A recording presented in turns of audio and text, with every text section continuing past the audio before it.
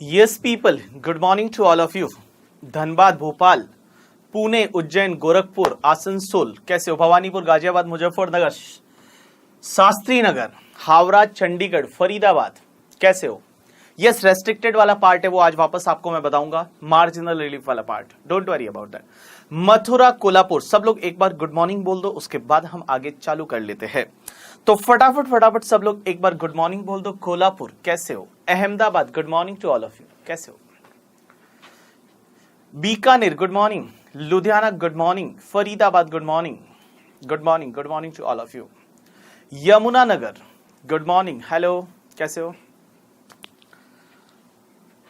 चलो, कल मैंने सोचा कि मैंने बोला था नवंबर जिनका एग्जाम है वो कॉल करना, तो मैंने सोचा 8-10 स्टूडेंट रहेंगे तो 8-10 ही कॉल आएंगे, बट मेरे को पता चला कल कॉल उठाते उठाते 1 घंटे तक मैं आपके कॉल ही ले रहा था। सो नवंबर 2019 में जो एग्जाम दे रहे हैं और ये लाइव बैच अटेंड कर रहे हैं उनको क्या करना है आज मैं आपको बताऊंगा, ठीक है? लेक्चर के एंड में मैं आपको बताऊंगा कि आपको क्या करना है, कैसे पढ़ना है, क्योंकि आपके लिए असेसमेंट ईयर अलग है, आपके लिए प्रीवियस ईयर अलग है। बहुत सारे अमेंडमेंट जो फाइनेंस एक्ट 2019 से हुए हैं that is not applicable for your examination. तो क्या करना है, कैसे करना है, आज मैं आपको बताने वाला हूं। Jabalpur, good morning. Dadar, good morning, कैसे हो? Model Town, good morning, good morning to all of you. चलो, सो हमने जो कल पढ़ा था टैक्स रेट वाला, जो हमने कल टैक्स रेट वाला पढ़ा था उसको एक बार रिवाइज करते हैं। और आप लोगों को जो मैंने क्वेश्चन कुछ होमवर्क में दे रखे थे, कुछ क्वेश्चंस होमवर्क में दे रखे थे जिसमें इंडिविजुअल का टैक्स लायबिलिटी निकालना था और उसमें आपको मार्जिनल रिलीफ का ध्यान रखना था, तो वो वाले क्वेश्चंस है वो भी अपन आज करेंगे। तो सबसे पहले मैं बता दूं tax rate for the assessment year 2021। Assessment year 2021 means you can say that previous year 1920।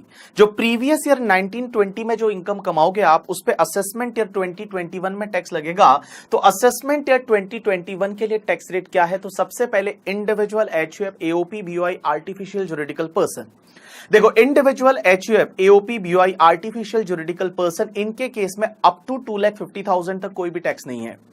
Up to 2,50,000 तक कोई भी टैक्स नहीं है। उसके बाद 250 से लेके 5 लाख तक आपको 5% लगेगा, 5 लाख से लेके 10 लाख तक आपको 20% लगेगा, और 10 लाख से ऊपर वाला जो इनकम है उस पे आपको 30% की रेट से टैक्स लगेगा।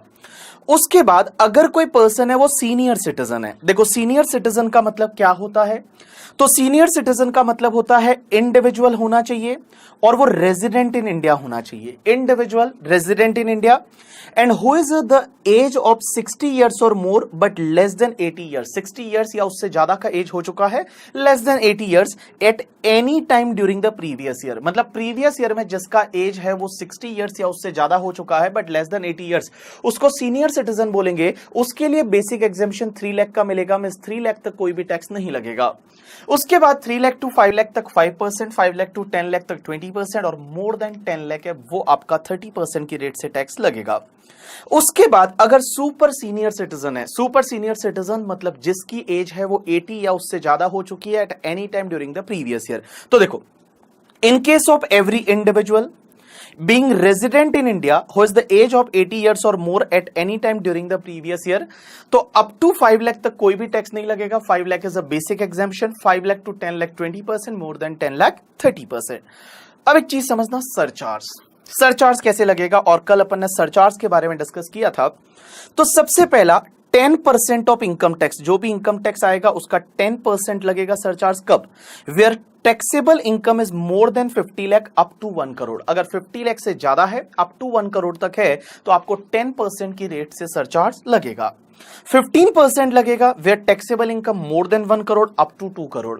पहले क्या था कि 1 करोड़ से ज्यादा है तो 15% लगेगा बस। ये 2 करोड़ और 5 करोड़ वाला नहीं था, ये इसी साल से अमेंडमेंट हुआ है। तो ये जो बोल्ड किया हुआ पार्ट है सी और डी, ये इसी साल से उन्होंने अमेंड किया है, ऐड किया है। तो मैंने यहां लिखा है amended by finance number 2 act 2019।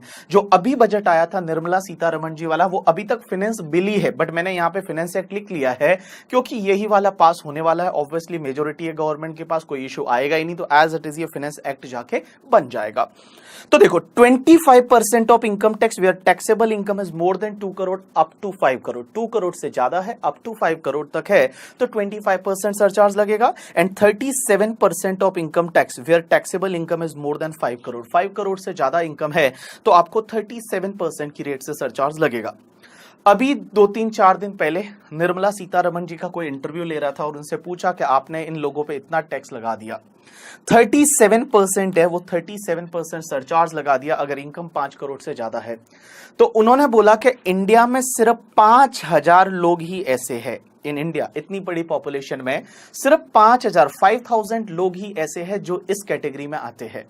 मतलब ओनली 5000 लोग ऐसे हैं जिनकी इनकम करोड़ों में है और वहां पे जो हाई सरचार्ज है उनको लगने वाला है, देयर आर ओनली 5000 पीपल करके, ठीक है। चलो, अब मैंने आपको कुछ क्वेश्चंस करा रहा था और उस क्वेश्चंस में मैंने आपको 1-2 क्वेश्चन होमवर्क में दिए थे, तो बता दूं कौन से क्वेश्चन आपको मैंने होमवर्क में दिए थे। सबसे पहला आपको जो क्वेश्चन मैंने एक होमवर्क में दिया था ये वाला question number 4, that is compute tax liability of mister Virat an individual assuming that the total income is 1 crore 2,30,000, assuming that the total income is 1 crore 2,30,000, इसका आंसर किस किस के आ गया। चलो एक बार आ गया हो तो आप लिख लो, जिस जिस सेंटर के आंसर आ गया इस क्वेश्चन का एक बार लिख लो, फिर मैं ऐसे भी आपको करवाने वाला हूं, बट एक बार लिख लो अगर आपका आंसर आ गया तो। गाजियाबाद वालों के लिए आ गया आंसर और गाजियाबाद वालों के लिए आया है 3464, गाजियाबाद वालों 34 46 टू 74, 46 टू 74 ये गाजियाबाद वालों के लिए आया है। उसके बाद आसनसोल वालों के लिए 31 64 200, अहमदाबाद वालों के लिए जो गाजियाबाद वालों का है वही अहमदाबाद वालों का भी है, यमुनानगर 31 64 200। तो बेसिकली दो आंसर दिख रहे हैं मुझे, यही वाला एक तो 34 46 टू 74। अच्छा, फरीदाबाद वालों का एक और अलग आया है 29 25,000, ये फरीदाबाद वालों का आया है। इंदौर सेंटर में आवाज नहीं आ रही है, देखो तो एक बार।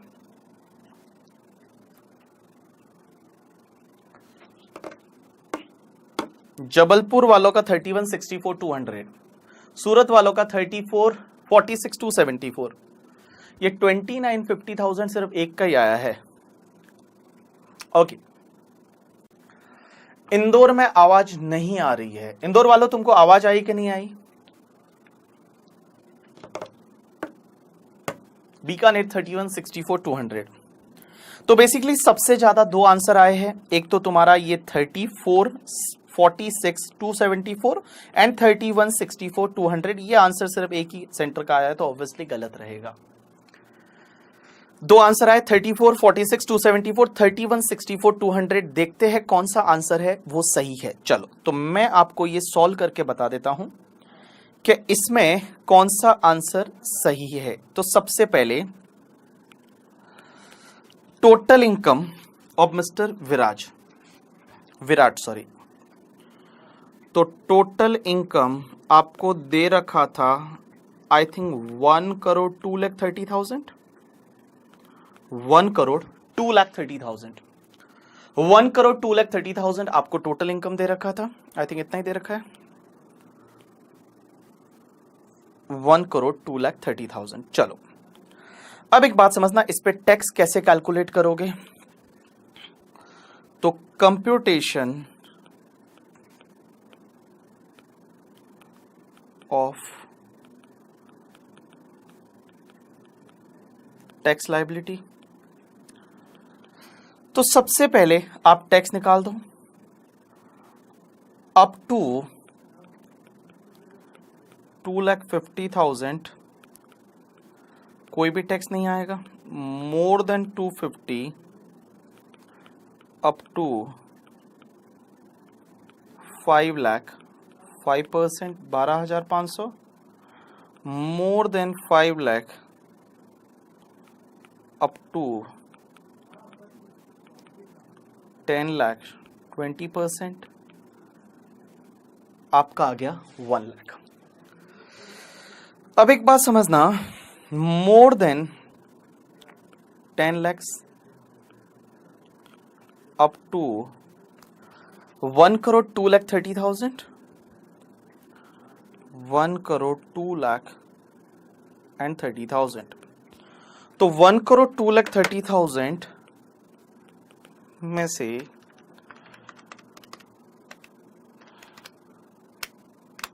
9230 पे 30%, 27,69,000 I think,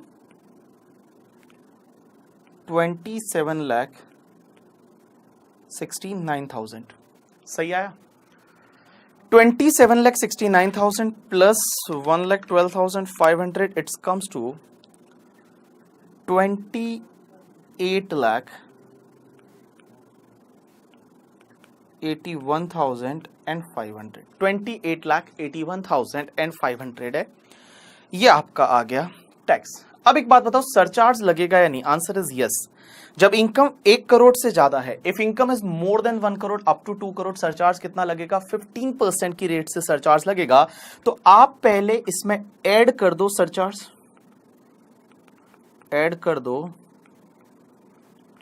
surcharge at the rate 15%, तो 15% कम्स टू 4,32,225 आई थिंक, इतना ही आता है। यस, तो आपका आ गया 33,13,725।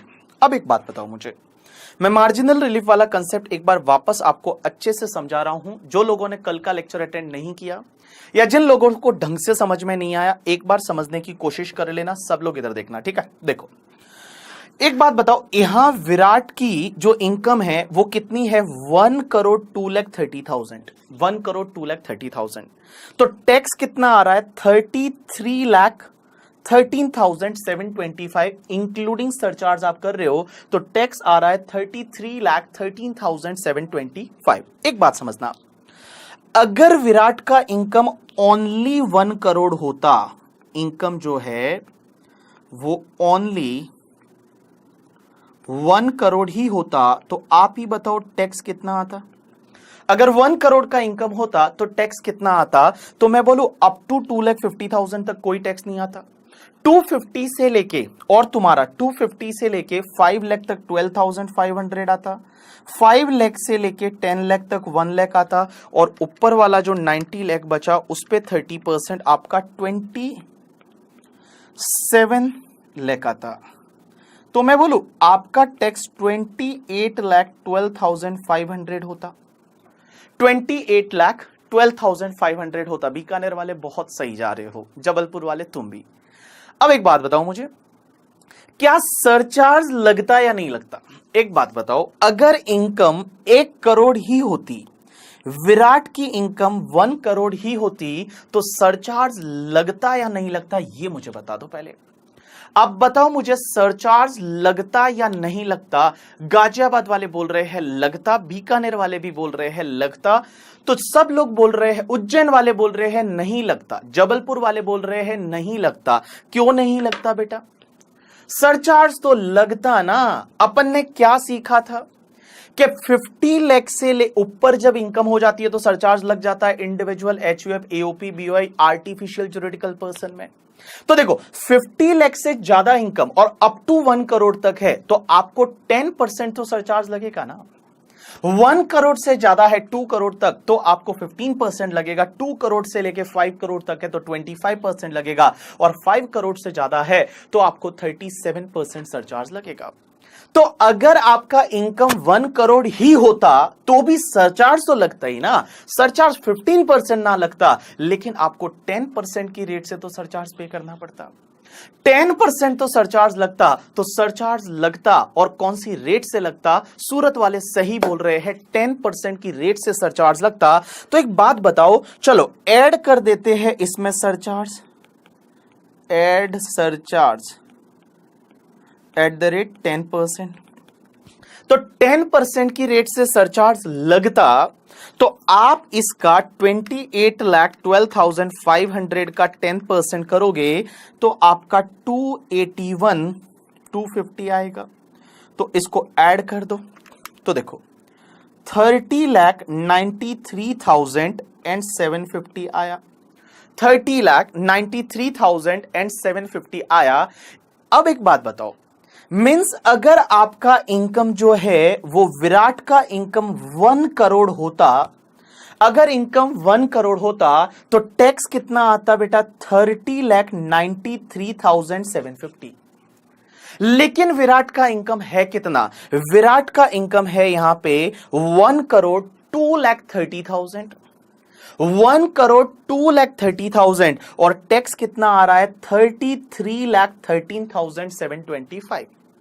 Means I can say that, मैं ये बोलूं कि बेटा उसकी इनकम में इंक्रीमेंट कितना हुआ, तो मैं बोलूं 1 करोड़ से ऊपर इनकम कितना है? 2,30,000। और अगर मैं बोलूं कि टैक्स में इंक्रीमेंट कितना हुआ, तो टैक्स अगर आप देखोगे 30,93,750 minus 33,13,725, it's comes to the 2,19,975। एक बात बताओ, यहां पे मार्जिनल रिलीफ मिलेगा या नहीं मिलेगा? एक बात बताओ, यहां पे मार्जिनल रिलीफ है, वो मार्जिनल रिलीफ मिलेगा या नहीं मिलेगा? आंसर इज नो, यहां पे कोई भी मार्जिनल रिलीफ नहीं मिलेगा। यहां पे कोई भी मार्जिनल रिलीफ है, वो मार्जिनल रिलीफ नहीं मिलेगा। There is no marginal relief in this particular question. लेकिन आप बोलोगे सर हम तो चेक करेंगे, हम आपने जैसा बताया था रेस्ट्रिक्टेड वाला वो करके। तो देखो कैसे करेंगे अपन। तो सबसे पहले आपका टोटल इनकम 1 करोड़ 2,30,000, उस पर आप टैक्स लायबिलिटी निकाल दो। तो आप टैक्स निकाला 28,81,500 प्लस सरचार्ज कर दिया 33,13,725 आया। अब एक बात बताओ, मैंने बोला था आपको क्या लिखने का इसके बाद आपको लिखने का this amount is restricted to, और ये अमाउंट किससे रेस्ट्रिक्ट करेगा? आपका income little bit more than the 1 crore है, 1 करोड़ से थोड़ा बहुत ज्यादा है, तो आप यहां पे लिखोगे that is tax on 1 crore plus NTI minus 1 crore. Tax on 1 crore plus NTI minus 1 crore. अब एक बात समझना, 1 करोड़ पे टैक्स कैसे आएगा? तो ये मैंने यहां कैलकुलेट करके आपको दे रखा है कि इनकम 1 करोड़ होती तो टैक्स कितना आता, इंक्लूडिंग सरचार्ज 30,19,750। तो 30,93,750 आएगा। मतलब इसमें मैं यहां लिख रहा हूं इंक्लूडिंग सरचार्ज ऑफ 10%, ये ध्यान रखना, भूल ना जाओ, ठीक है। और plus NTI minus 1 crore comes to 2,30,000। तो देखो 2,30,000 plus 30,93,750, so total comes to 33,23,750। तो मैंने बोला था इस अमाउंट से वो रेस्ट्रिक्ट करेगा, जो ऊपर वाला अमाउंट है वो इससे रेस्ट्रिक्ट करेगा, मींस इससे ज्यादा नहीं हो सकता। तो विच एवर इज लोअर है वो आप कंटिन्यू कर दो। तो आपने which ever is lower continue किया तो ऊपर वाला अमाउंट ही आया 33,13,725। तो यहां पे नो मार्जिनल रिलीफ, यहां पे कोई भी आपको मार्जिनल रिलीफ नहीं मिला। और इसमें अब आप ऐड कर दो, add health and education cess at the rate 4%, health and education cess at the rate 4%, 33,13,725 plus 4%, it's comes to 34,46,274. You can say that the net tax payable, ये आपका आ गया नेट टैक्स पेबल।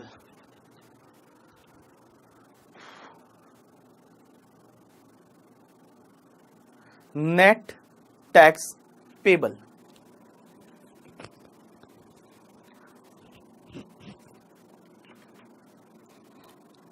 ठीक है। चलो, तो जिन लोगों ने नहीं किया फटाफट करो इसको, जिन लोगों ने नहीं किया इसको फटाफट करो।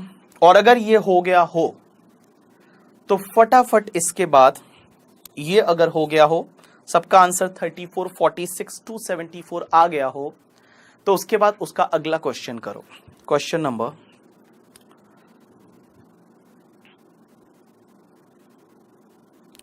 5 करो।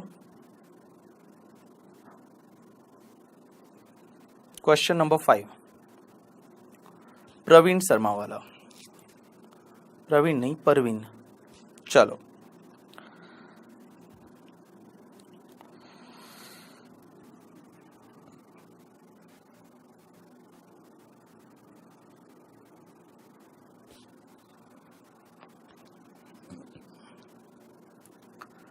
चलो, जिसका आंसर आ गया हो वो लिख लो आंसर फटाफट। जिन लोगों का आंसर आ गया हो वो आंसर लिख लो।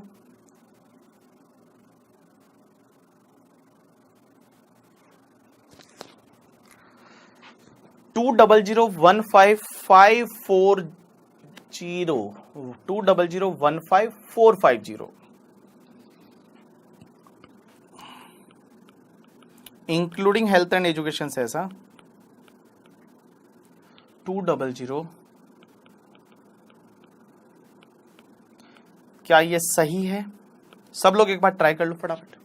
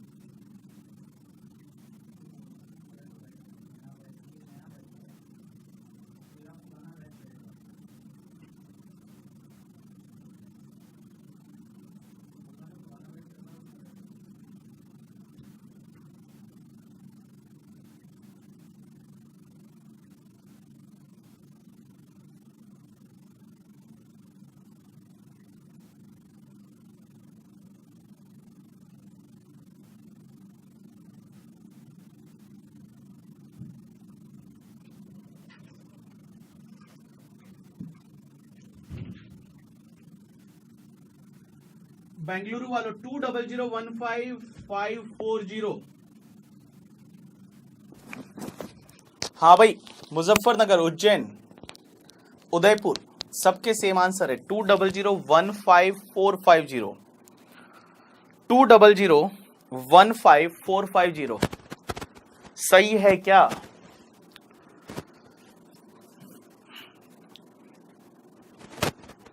सूरत, दादर, मुजफ्फरनगर, उज्जैन, उदयपुर, बेंगलुरु, ग्रेटर नोएडा, हिसार, फरीदाबाद, यमुनानगर, अहमदाबाद, कोल्हापुर, बीकानेर, सबके सही आंसर है। ठीक है, सबके 200155450 आंसर है। चलो मैं फटाफट एक बार आपको करके बता देता हूं, अगर किसी का नहीं आया हो तो फटाफट इस क्वेश्चन को मैं कर रहा हूं, आप लोग ध्यान देना।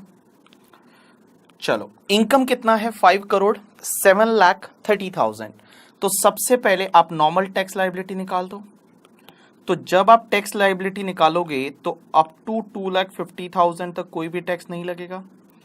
मोर देन 250 अप टू 5 lakhs तक 5% 12,500 and more than 5 lakhs up to 10 lakhs 20% 1 lakh, more than 10 lakhs up to 5 crores 5073 4 times 0 30%। देखो कितना आता है, तो 507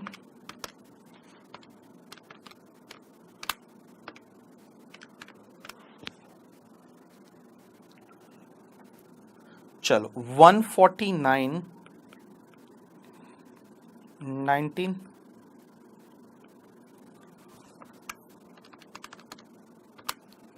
सो आपका 1503 1500। अच्छा, उसमें फिर आप ऐड करोगे सरचार्ज, ऐड करो surcharge at the rate 37%। 5 crore से ज्यादा इनकम है, 37% सरचार्ज लगेगा, तो 37% कम्स टू 5561655, ऐड कर दो 20593155।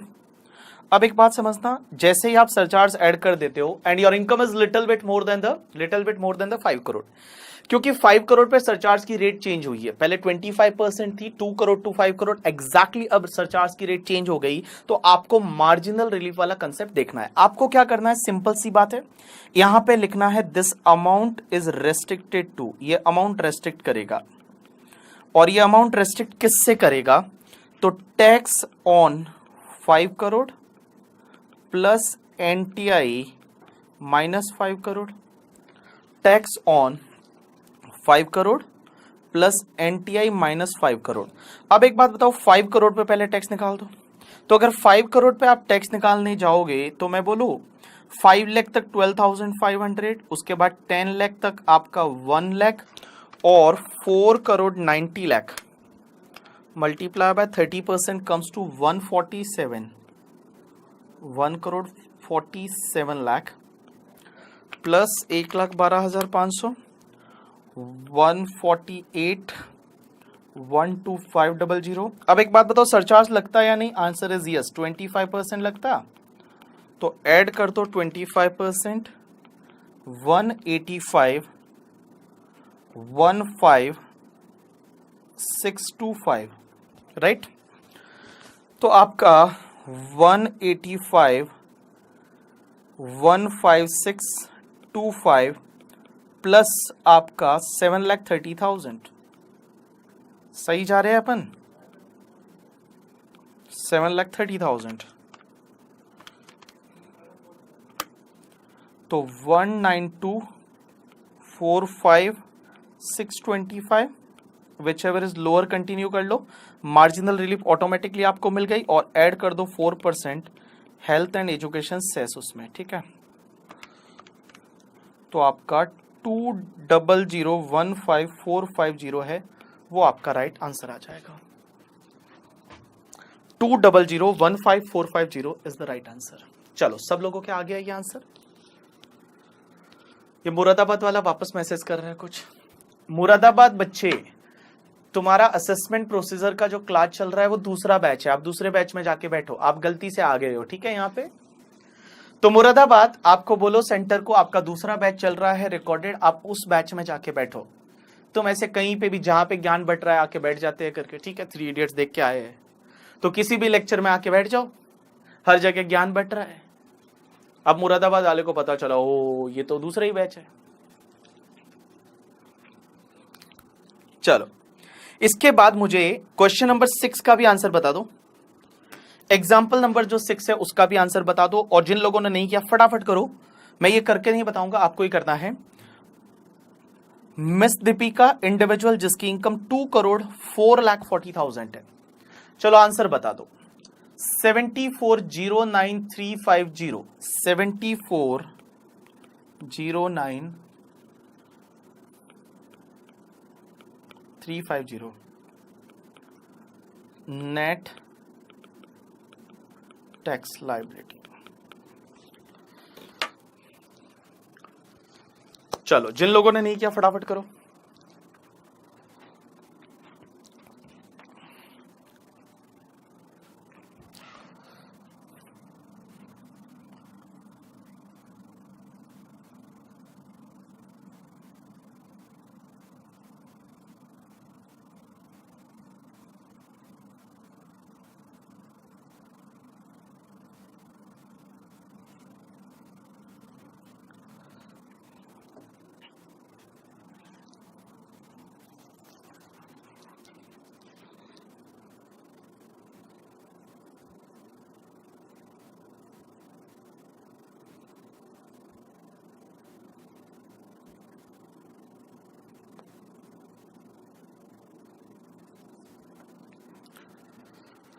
चलो, हो जाए तो बोलो डन, अगर जिस भी सेंटर पे सबके हो जाता है बोलो डन, अगर हो गया हो तो।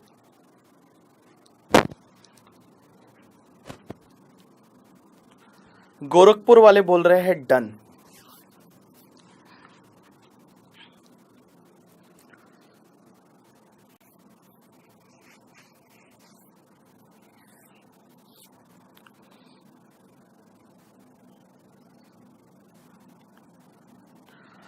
सूरत अहमदाबाद वाले भी बोल रहे हैं डन। बेंगलुरु वाले बोल रहे हैं डन। जिस जिस सेंटर पे हो गया वो बोलो डन।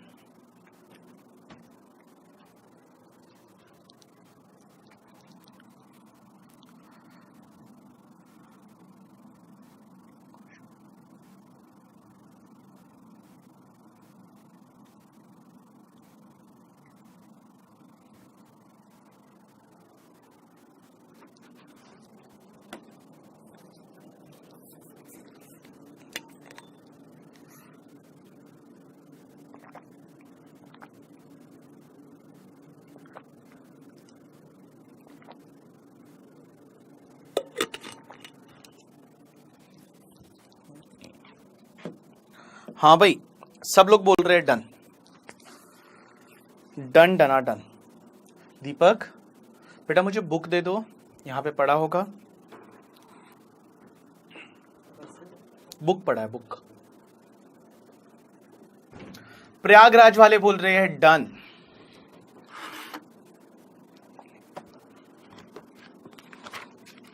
आजकल आप सब लोग रिटर्न फाइल कर रहे हो या नहीं कर रहे हो? हाँ बेटा, आजकल आप सब लोग रिटर्न फाइल कर रहे हो या नहीं? यस, आजकल तो जोरदार काम चल रहा होगा तुम्हारा। 200 रुपए 300 रुपए में रिटर्न फाइल करते होंगे लोगों के। उज्जैन वाले बहुत बुरा मान रहे हैं, सर हम तो कर ही नहीं रिटर्न फाइल। चलो 2500 रुपए लेते हो सूरत वाले, wow great.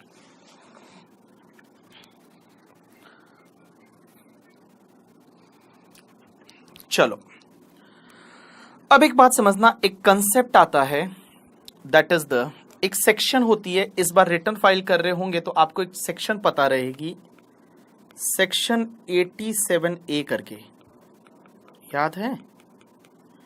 Section 87A is related to rebate. आपको पता है एक वो रिबेट मिलती है, याद आया? एक रिबेट मिलती है आपको जब आप रिटर्न फाइल कर रहे होंगे, तो आपको पता रहेगा, आप तो डायरेक्टली सॉफ्टवेयर में डाल देते हो डेटा और वो सॉफ्टवेयर अपने आप रिबेट कैलकुलेट कर लेता है। कितना रिबेट मिलता है? तो बीकानेर वाले बोलते हैं 2500 का रिबेट मिलता है। 2500 है उसका आपको रिबेट मिलता है अगर आपका इनकम अप टू 3,50,000 है। तो देखो बेटा, ये रिबेट क्या है? All people please pay attention, इधर ध्यान देना सब लोग का।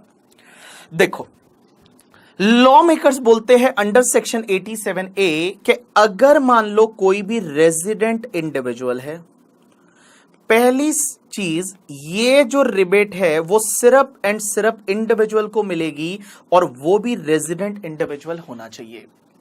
अगर कोई रेजिडेंट इंडिविजुअल है और उसका नेट टैक्सेबल इनकम है वो अप टू 3,50,000 है, नेट टैक्सेबल इनकम है वो, net taxable income is up to 3,50,000। देखो बेटा, 87A का रिबेट क्या बोलता है कि अगर कोई रेजिडेंट इंडिविजुअल है और जिसका एनटीआई है वो एनटीआई अप टू 3,50,000 है, net taxable income is up to 3,50,000 है, तो उस पर्सन को टैक्स में से रिबेट मिल जाएगा। और रिबेट कितना मिलेगा पता है? या तो तुम्हारा टैक्स अमाउंट और 2,500 विच एवर इज लोअर। अब डायरेक्टली ऐसा नहीं बोलोगे कि 2500 रुपए का रिबेट मिलेगा, ना बाबा ना, ऐसा नहीं है। आपको रिबेट कितना मिलेगा? टैक्स अमाउंट और 2,500 विच एवर इज लोअर है, उतने का आपको रिबेट मिल जाएगा। अब एक चीज समझना, ऐसा क्यों बोल रहा हूं मैं? टैक्स अमाउंट और 2,500 whichever is lower, otherwise आप गवर्नमेंट से रिफंड ले लोगे। जैसे I can take one example, एक बंदा है जिसका नाम है मान लो मिस्टर बीबी और उसका इनकम है 2,70,000।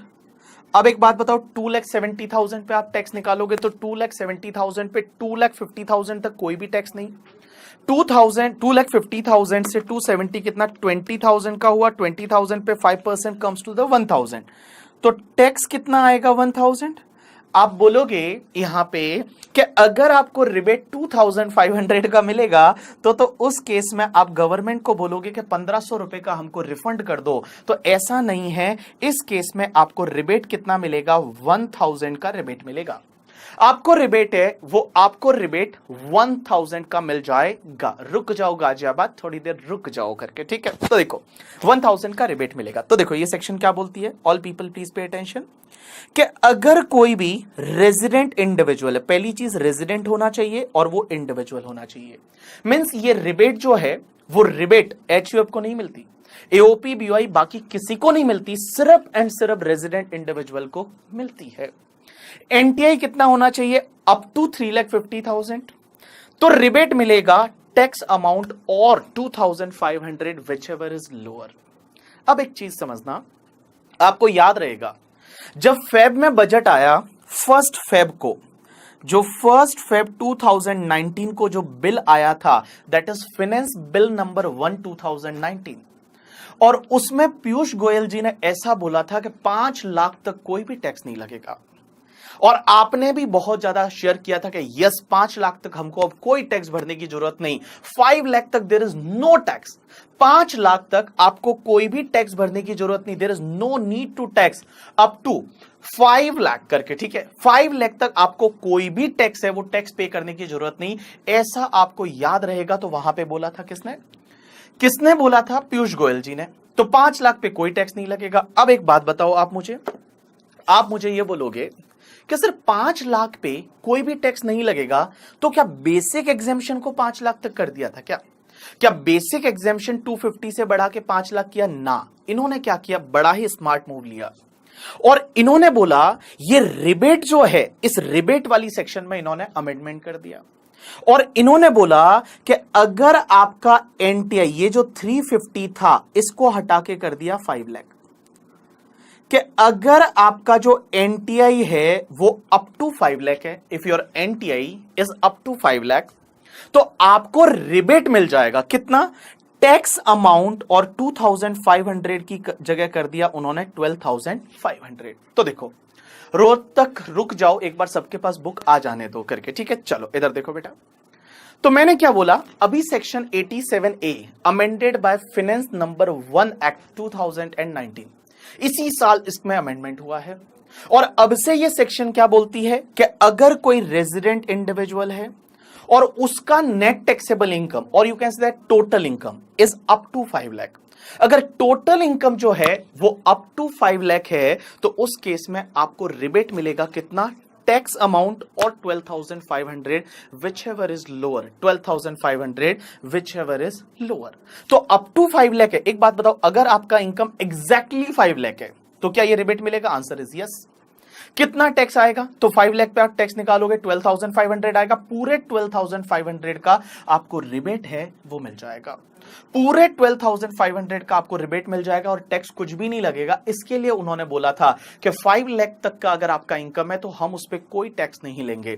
पीयूष गोयल जी ने ये अमेंडमेंट लाई थी। इस बार जब सेकंड वाला ये बजट आया, निर्मला सीतारमण जी, उन्होंने भी ये बोला था कि there is no tax on the 5 lakh income, अगर आपका 5 लाख तक का ही इनकम है तो उस पर कोई भी टैक्स नहीं लगेगा। देखो ये सेक्शन बोलती क्या है, तो ऑल पीपल, मैं आपको एक सेक्शन ये बता देता हूं, पेज नंबर 5 पे दे रखी है। अगर आपके पास बुक है तो अच्छी बात है, बुक नहीं है तो भी बहुत अच्छी बात है। देखो बेटा क्या लिखा हुआ है, 87A करके सेक्शन, और 87A क्या लिखा हुआ है, देखो बेटा, all people please pay attention. N assessee rebate in case of the certain individual, N assessee being individual resident in India होना चाहिए। तो individual resident in India whose total income does not exceed 5 lakh, last year तक यहां 350 था, now it is the 5 lakh, shall be entitled to deduction from the amount of income tax, income tax amount से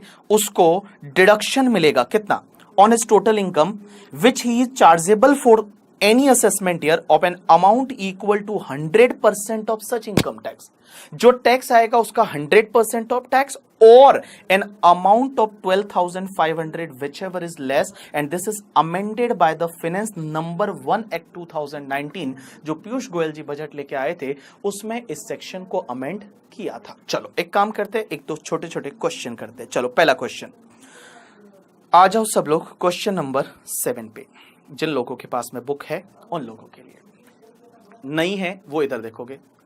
दीपक थोड़ा धीरे बोलो ना, बाहर जाके बात करो,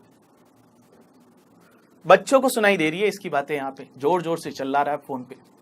चलो इधर देखो, compute the tax liability of mister Hasmukh N individual assuming that total income is 430। अगर टोटल इनकम 430 है तो उसका टैक्स लाइबिलिटी कैलकुलेट करो। तो देखो कैसे कैलकुलेट करेंगे, अप टू 2,50,000 नो टैक्स, कुछ भी टैक्स नहीं, मोर देन 250 अप टू 4,30,000 5% आएगा। कैलकुलेट करो, 430 पे माइनस 250 5% कम्स टू 9,000। बीकानेर वालों वेरी गुड, 9,000।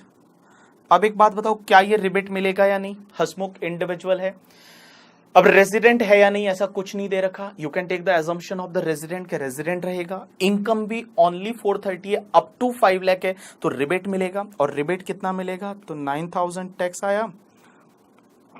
और ये rebate health and education cess add करने से पहले लेना है, less rebate under section 87A। और 87A का रिबेट कितना मिलेगा? 100% ऑफ टैक्स और 12,500 whichever is lower। तो आपको 100% ऑफ टैक्स 9,000 पूरे का रिबेट मिल जाएगा, कुछ भी टैक्स नहीं है। Net tax liability. चलो कॉपी करो जिन लोगों ने नहीं किया।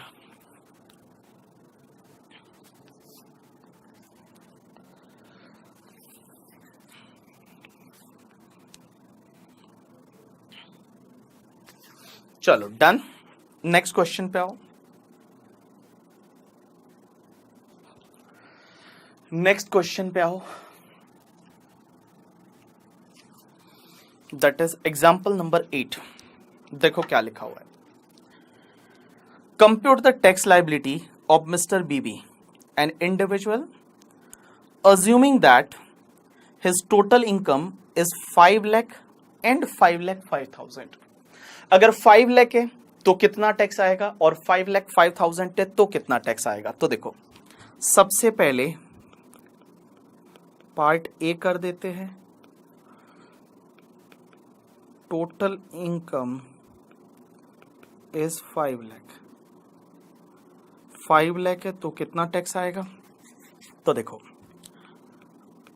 Up to 2,50,000 no tax, more than 2,50,000 up to 5 lakh 12,500। तो टोटल कितना आया? 12,500 माइनस रिबेट मिलेगा। आंसर इज यस, रिबेट मिलेगा क्योंकि total income is up to 5 lakh है। तो अप टू 5 लाख है तो यहां पे रिबेट मिलेगा। अब एक चीज समझना, यहां रिबेट कितना मिलेगा? तो इसमें से लेस करेंगे रिबेट अंडर सेक्शन 87A, और 87A का रिबेट लेस करेंगे। रिबेट कितना आएगा? तो 100% ऑफ टैक्स अमाउंट और 12,500 whichever is lower। तो 100% ऑफ टैक्स अमाउंट इज 12,500 और आपका 12,500 लोअर भी 12,500 ही आएगा, तो देयर इज नो टैक्स, कुछ भी टैक्स नहीं आएगा, नो टैक्स। कॉपी करो,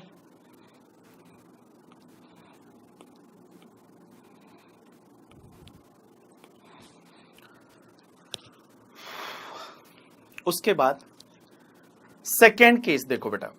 सेकेंड केस में अगर उसका टोटल इनकम 5,05,000 है तो part B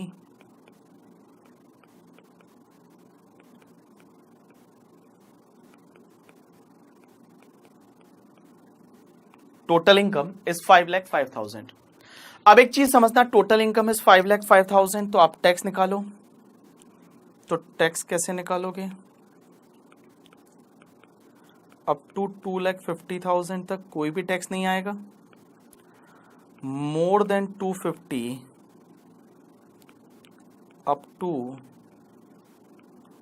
5,12,500 and more than 5 lakh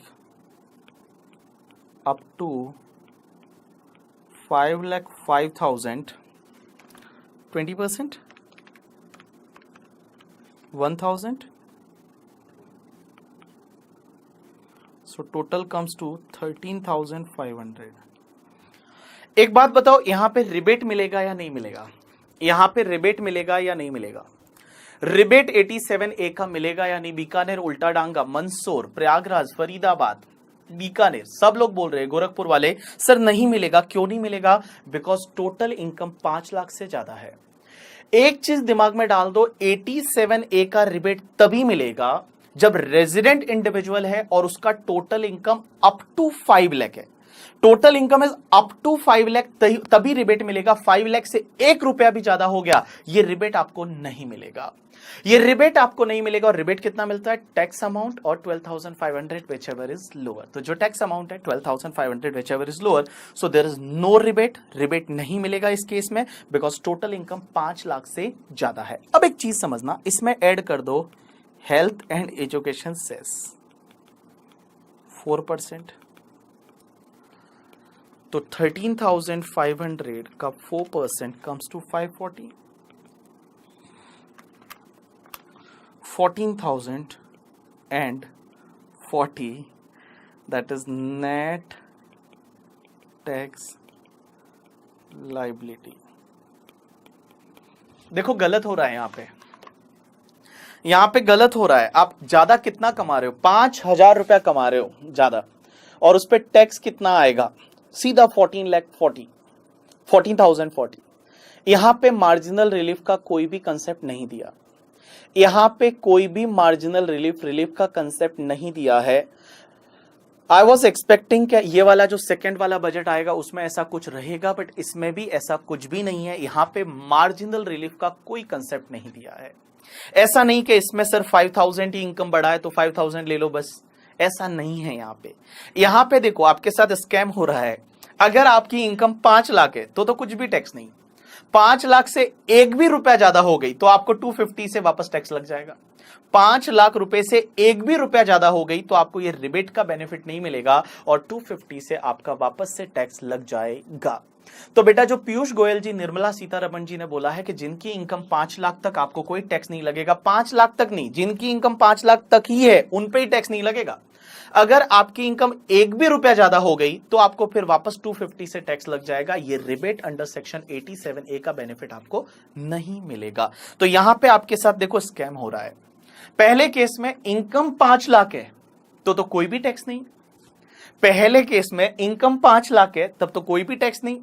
और अगर इनकम 5,05,000 हो गई तो वहां पे टैक्स आ रहा है 14,040 रुपीज। यहां पे कोई भी मार्जिनल रिलीफ का कंसेप्ट ये लोग लेके नहीं आए। सरचार्ज के केस में मार्जिनल रिलीफ है जो अपन ऑलरेडी डिस्कस कर चुके हैं, लेकिन यहां पे ये केस में कोई भी मार्जिनल रिलीफ है उसका कंसेप्ट नहीं है। आसनसोल बोल रहे हैं वाह मोदी जी वाह, वाह मोदी जी वाह, कॉपी करो इसको। तो आप एक चीज ध्यान रखना, अब अपने जितने भी क्लाइंट है, जब अगले साल आप रिटर्न फाइल करोगे, अभी तो आप कर रहे हो तो उसमें कोई प्रॉब्लम नहीं है, बट अगले साल आप रिटर्न फाइल करोगे और जो भी आपके ऐसे क्लाइंट है जिनकी इनकम 5 लाख समथिंग रहती है, तो ध्यान रखना कि 5 लाख तक ही रखो, 5 लाख तक ही रखो। 1 भी रुपया ज्यादा हो गया लॉस हो जाएगा, ध्यान रखना। तो आप एक काम करो कि लास्ट में जब मार्च चल रहा है तब आप देख लो इनकम कितनी आ रही है। कुछ ऐसा 5-10 हजार ज्यादा आ रहा है, बेटर है कि आप डोनेशन दे दो, किसी को डोनेशन दे दो, प्राइम मिनिस्टर रिलीफ फंड में मोदी जी को वगैरह, ठीक है। तो उससे क्या होगा कि आपकी इनकम डिडक्शन मिलने के बाद एनटीआई है वो अप टू 5 लाख आ जाएगी और आपको कोई भी टैक्स नहीं लगेगा। तो ये अगले साल जब आप रिटर्न फाइल करोगे तो ये चीजें आपको ध्यान देनी पड़ेगी। अगले साल रिटर्न फाइल करते टाइम आपको ये चीजें ध्यान देनी पड़ेगी। डन।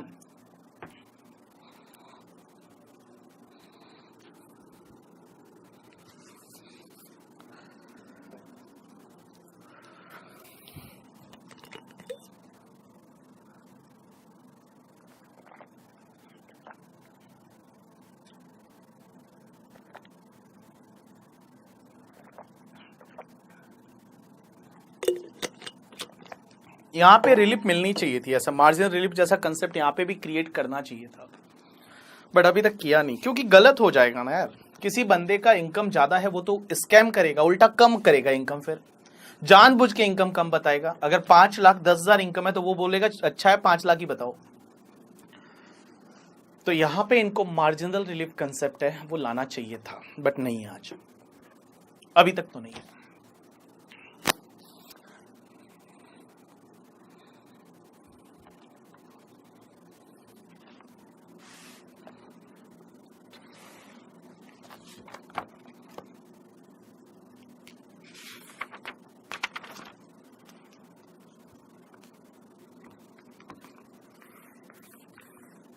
डन पीपल, बोलो डन डना डन।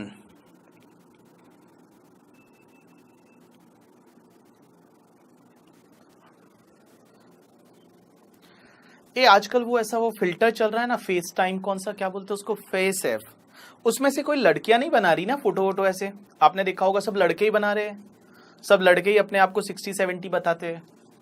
मैंने ऐसा नोटिस किया, ऐसा है क्या? मैं सच बोल रहा हूं या झूठ बोल रहा हूं, बताओ, तुमने देखा क्या ऐसा? हाँ,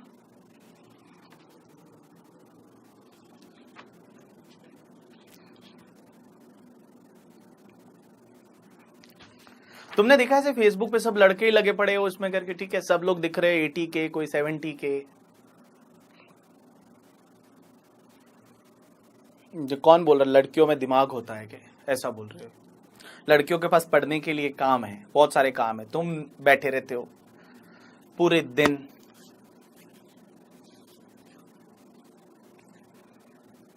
तो क्या लड़कियां पढ़ाई करती है, ध्यान रखना, और तुम लड़के लोग तुम भी पढ़ाई किया करो। वो पता है चंद्रयान 2 है वो लॉन्च हो गया कल, पता चला आपको? उसको पता है पहुंचने में कितने दिन लगेंगे? 48 डेज लगेंगे वहां पहुंचने में, 48 डेज। सोचो कितना दूर है, 3,80,000 किलोमीटर दूर है यहां से मून। चंद्रमा कितना दूर है?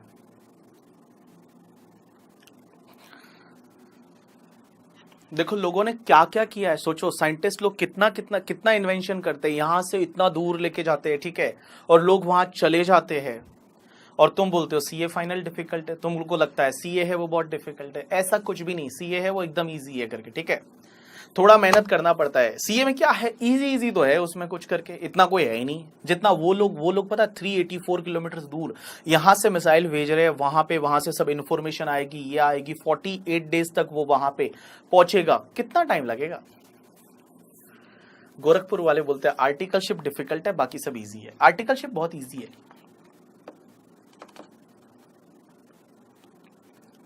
ठीक है। तो सीए बहुत इजी है, और सीए फाइनल तो एकदम ही इजी है, पता है आपको? सीए फाइनल है वो सबसे इजी है। सीए फाइनल जो है वो इजी है एज कंपेयर टू आईपीसीसी का सेकंड ग्रुप। जो आपने आईपीसीसी का सेकंड ग्रुप दिया था ना, वो आईपीसीसी के सेकंड ग्रुप से सीए फाइनल है वो पूरा इजी है। बिकॉज आईपीसीसी का सेकंड ग्रुप, तो आप में से बहुत सारे लोग ऐसे रहेंगे जिनकी लाइफ खराब कर दी होगी आईपीसीसी के सेकंड ग्रुप ने। सेकंड ग्रुप में कितने लोग अटके पड़े रहते हैं सेकंड ग्रुप में, आपने देखा? उसमें ईआई, वो कौन सा एक आईटीएसएम करके सब्जेक्ट होता है, एक ऑडिट होता था, आईटीएसएम ने बहुत लोगों की लाइफ खराब कर रखी थी। हाँ, तो सीए फाइनल उससे इजी है, डोंट वरी अबाउट दैट, ठीक है। बी पॉजिटिव, अच्छे से पढ़ाई करो, हो जाएगा। चलो हम लोग आगे पढ़ते हैं। अभी तक जो पढ़ा उसको एक बार क्विकली रिवाइज कर देते हैं, और उसके बाद मैं आपको आगे लेके जाऊंगा। चलो all people please pay attention. चलो इधर देखो सब लोग मेरी तरफ। हाँ, तो सबसे पहली चीज अपन ने अभी तक क्या क्या देखा, अपन ने टैक्स रेट पढ़ा, और टैक्स रेट में क्या पढ़ा, इधर देखना सब लोग। ओ भाई, ए इधर देखना, किधर देख रहा है पागल बच्चे, इधर देख, किधर देख रहा है वो, देखना वो किधर देख रहा है, वो गाजियाबाद वाला, इधर इधर इधर इधर इधर। कोई बैग लेके बैग में देख रहा है, कोई मोबाइल में देख रहा है। ये मोबाइल में जो देख रहे हैं ना, थप्पड़ मार दूंगा एक करके, वर्चुअल थप्पड़ आएगा, ध्यान रखना। हमने एक सॉफ्टवेयर इन्वेंट किया है, वो सीधा वर्चुअल थप्पड़ मारता है, मतलब आप जैसे बैठे हो सीधा थप्पड़ लगेगा आपको, जैसे ही ऐसे नींद ली या आपने इधर उधर देखा या मोबाइल में देखा तो थप्पड़, ठीक है, वर्चुअली। चलो अभी तक अपन ने क्या देखा, tax rate for the assessment year 2021 के लिए टैक्स रेट क्या है। तो टैक्स रेट में सबसे पहले अपन ने देखा कि individual HUF AOP BOI artificial juridical person, बोलो बोलो, individual HUF AOP BOI artificial juridical person, individual HUF AOP BOI artificial juridical person, उनके लिए टैक्स रेट क्या रहेगी, रेजिडेंट रहे नॉन रेजिडेंट रहे उससे कोई फर्क नहीं पड़ता। अप टू 2,50,000 तक there is no tax, 250 to 5 lakh 5%, 5 lakh to 10 lakh 20%, more than 10 lakh 30%। Senior citizen means resident individual जिसका एज इस साल में 60 इयर्स या उससे ज्यादा है लेकिन 80 ईयर से कम है, तो उसके केस में अप टू 3 लाख तक कोई भी टैक्स नहीं, 3 lakh to 5 lakh 5%, 5 lakh to 10 lakh 20%, more than 10 lakh 30%। Super senior citizen resident individual जिसका एज 80 ईयर या उससे ज्यादा हो चुका है इस साल में, तो उसके लिए tax rate up to 5 lakh तक कोई भी टैक्स नहीं लगेगा, 5 lakh to 10 lakh 20%, more than 10 lakh 30%। इसमें एक चीज ध्यान रखना, अगर कोई भी पर्सन है उसका बर्थडे जो आ रहा है 60th बर्थडे या 80th बर्थडे 1 अप्रैल 2020 को आ रहा है, 1 अप्रैल 2020 को, तो भी ये माना जाएगा कि he completed age of 60 years और 80 इयर्स ऑन 31 मार्च 2020 एंड इस साल में उसको हायर बेसिक एग्जेम्पशन का बेनिफिट है वो मिल जाएगा। मतलब जिस दिन आपका बर्थडे सेलिब्रेट करते हो उसके पिछले दिन वो पर्टिकुलर एज आपने कंप्लीट कर दी और आप हायर बेसिक एग्जेम्पशन का बेनिफिट है वो क्लेम कर सकते हो। अब एक बात समझना, individual HUF AOP BOI artificial juridical person के केस में आपको सरचार्ज भी लगता है, लेकिन सर सरचार्ज कितना लगता है, तो सरचार्ज कितना लगेगा समझने की कोशिश करना। अगर सरचार्ज कैसे लगेगा, आपकी टैक्सेबल इनकम जो नेट टैक्सेबल इनकम है, और you can say that total income more than 50 lakh up to 1 crore है तो 10%, 1 करोड़ से ज्यादा अप टू 2 करोड़ तक है तो 15%, 2 करोड़ से लेके 5 करोड़ तक है तो 25% एंड 5 करोड़ से भी ज्यादा है तो 37% की रेट से सरचार्ज लगेगा। उसके साथ में आपको हेल्थ एंड एजुकेशन सेस है वो भी लगेगा, और हेल्थ एंड एजुकेशन सेस है वो 4% लगेगा।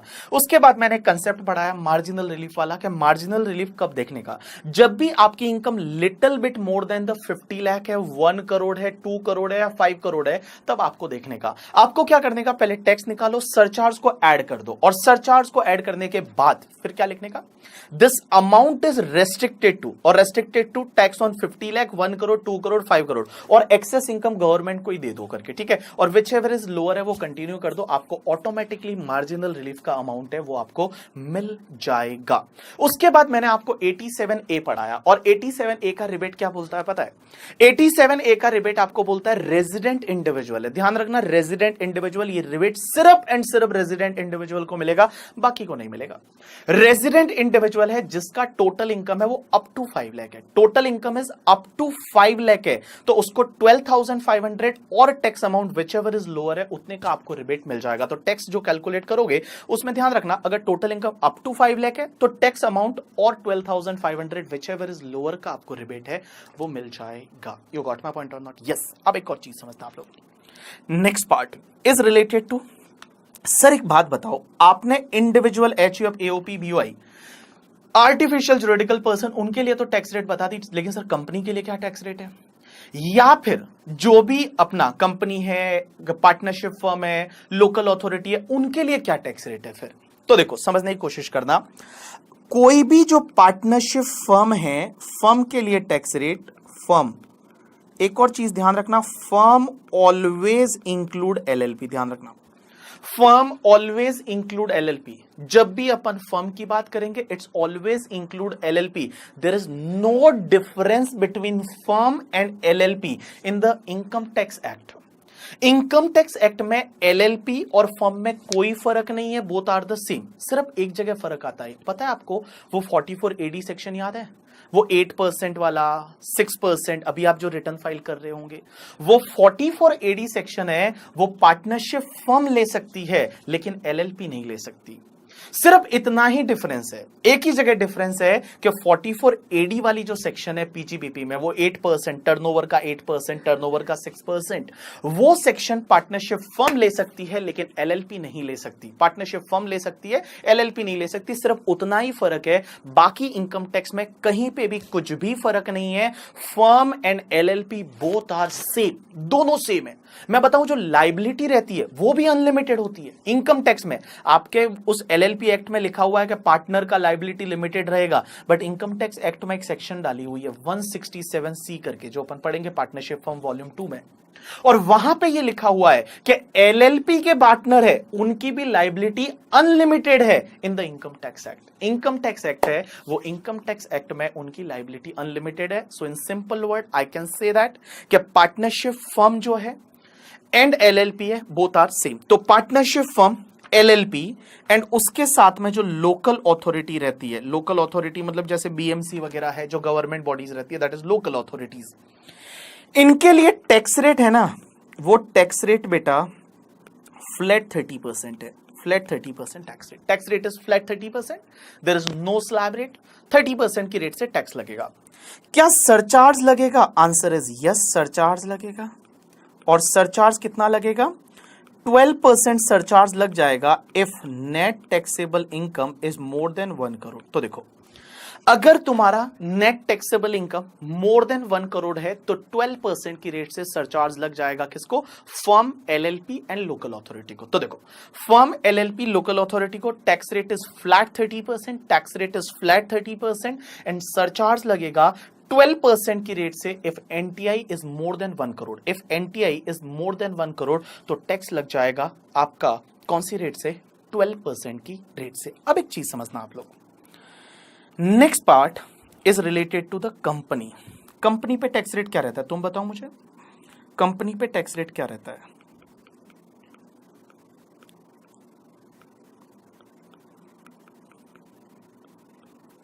कंपनी पे टैक्स रेट क्या रहता है बताओ ना, ये बोलो ना। दादर वाले बोल रहे हैं 25%, उल्टा डांगा वाले 29% बोल रहे हैं। Wow great. दादर वाले कुछ और ही बोल रहे हैं। सूरत वाले बोल रहे हैं 25%। कंपनी में दो तरह की कंपनी, एक तो तुम्हारी कंपनी है जो अगर डोमेस्टिक कंपनी है। एक बात बताओ, डोमेस्टिक कंपनी किसको बोलेंगे?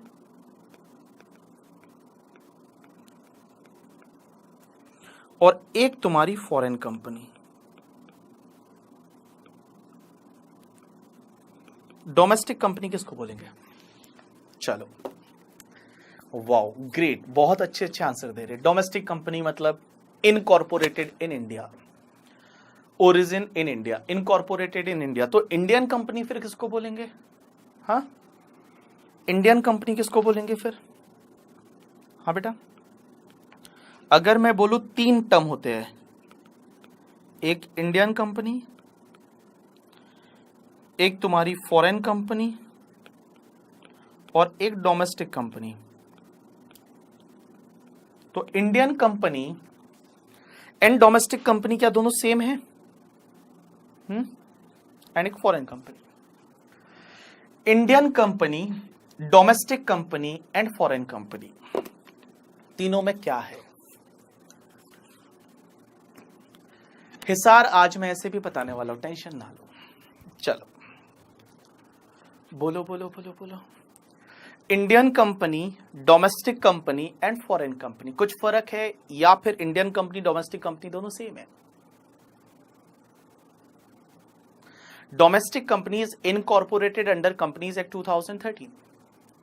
अच्छा, पार्क एंड वाले बोल रहे हैं incorporated and operated in India, that is called domestic company और इंडियन कंपनी। तीनों में कुछ फर्क है या फिर ऐसे ही? कुछ फर्क नहीं है सर। नहीं, डोमेस्टिक और इंडियन सेम है या अलग अलग है? अहमदाबाद वाले पता नहीं कहां से poem in India, poem in India वो रेजिडेंट नॉन रेजिडेंट के लिए देखा जाता है। चलो, इंडियन कंपनी और डोमेस्टिक कंपनी ये लोग बोल रहे हैं अलग अलग है। तो अलग अलग है तो क्या फर्क है दोनों में? अलग अलग है, जब इंडियन कंपनी और डोमेस्टिक कंपनी अलग अलग है तो क्या फर्क है फिर? आसनसोल वाले बोलते हैं सर फर्क तो है इंडियन कंपनी और डोमेस्टिक कंपनी में, बट फर्क है क्या वो हमको पता नहीं।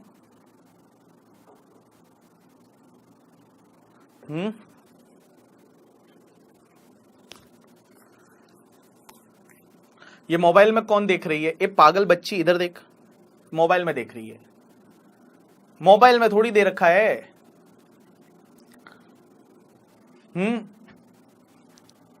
ये पुणे वाले बच्चे इधर देख, हाँ ये पागल बच्चा किधर देख रहा है ये। चलो मैं बता दूं इंडियन कंपनी किसको बोलते हैं, डोमेस्टिक कंपनी किसको बोलते हैं और फॉरेन कंपनी किसको बोलते हैं। अब एक चीज समझना, इंडियन कंपनी जो है, इंडियन कंपनी का मतलब ऐसी कंपनी जो रजिस्टर्ड इन इंडिया है, जो इंडिया में रजिस्टर्ड है। इंडिया में रजिस्टर्ड है मतलब इंडिया में जो कंपनीज एक्ट 1956 या 2013 या और भी कोई स्टेट गवर्नमेंट या सेंट्रल गवर्नमेंट का कोई एक्ट है और वो स्टेट गवर्नमेंट के एक्ट या सेंट्रल गवर्नमेंट के एक्ट में रजिस्टर है, उसको अपन बोलेंगे Indian company. So Indian company is basically a company which is incorporated in India और you can say that registered in India. मतलब इनकॉर्पोरेटेड अगर वो इंडिया में हुआ है, इंडिया के कंपनीज एक्ट में या इंडिया का और भी कोई स्टेट गवर्नमेंट का एक्ट है उसमें इनकॉर्पोरेटेड हुई है, that is called your Indian company. अब एक चीज समझना, foreign company obviously outside India जो इनकॉर्पोरेट हुई है वो सब फॉरेन कंपनी, लेकिन डोमेस्टिक कंपनी किसको बोलेंगे? तो डोमेस्टिक कंपनी का डेफिनेशन कैसे होता है पता है? डोमेस्टिक कंपनी का मतलब all Indian companies are domestic companies, all Indian companies are domestic company. जितनी भी इंडियन कंपनीज है वो सब डोमेस्टिक कंपनी है, लेकिन ये जो फॉरेन कंपनी है ये भी डोमेस्टिक कंपनी बन जाएगा अगर फॉरेन कंपनी ने प्रिस्क्राइब्ड अरेंजमेंट किए हुए हैं for the dividend distribution in India. Means foreign company can also be treated as domestic company if foreign company made the prescribe arrangement for the dividend distribution in India. Now you will say that कि what is the meaning of the prescribed arrangement for the dividend distribution in India? इसका मतलब क्या होता है?